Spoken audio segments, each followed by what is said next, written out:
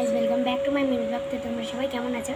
আজকে চিংড়ি মাছের পোলাও আর ডিমের তরকারি হবে। তোমরা রেসিপিটা দেখে নাও। প্রথমেই ডিমটা ভাজা হয়ে গেছে, এবার আলুটা ভেজে নিচ্ছে মা। এবার মা কড়াইতে একটু তেল দিয়ে নিল।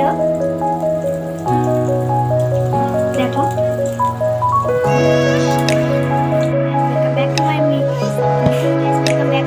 তোমরা সবাই কেমন আছো? আজকে আমাদের বাড়ি চিংড়ি মাছের পোলাও আর ডিমের তরকারি হবে। তো রেসিপিটা দেখে নাও।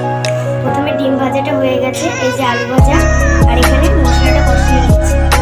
কাঁচা লঙ্কা বাটা দিয়ে দিল, তার আগে আদা জিরা রসুন দিয়ে দিয়েছে। এবার আমি নেড়ে নিচ্ছি একটু করে।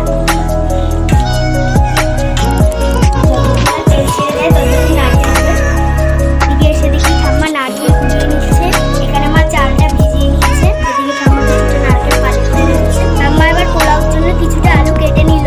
এবার মশলা দিয়ে তেলটা ছেড়ে গেছে, এবার আলু দিয়ে দেবে। এবার নাড়িয়ে নেবে।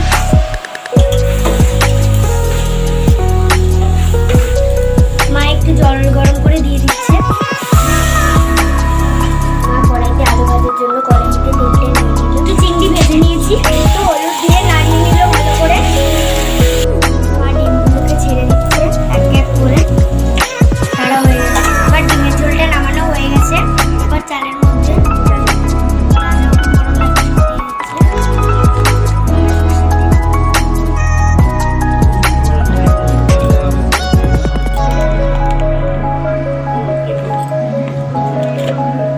এবার একটু হলুদ দিয়ে দেবে পরিমাণ মতো।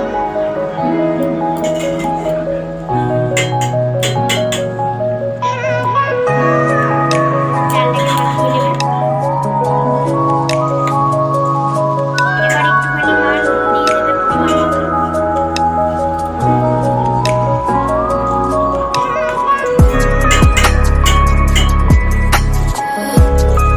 ভালো করে মাখিয়ে নেবে। এবার একটু জিরার গুঁড়ো দিয়ে দিচ্ছে, মাখিয়ে নেবে।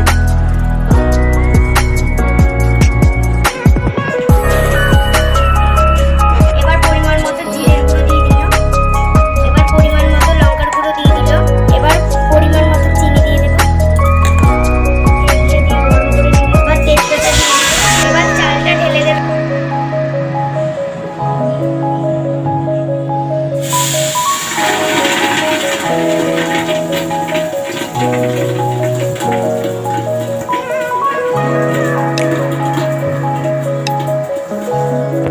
আমার চালটা নাড়িয়ে নিচ্ছে। এবার জলটা দিয়ে দিল।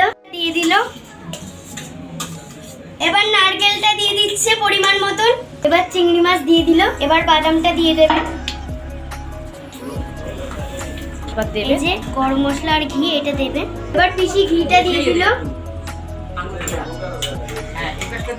দিয়ে দেবে মিশিয়ে ঘিটা।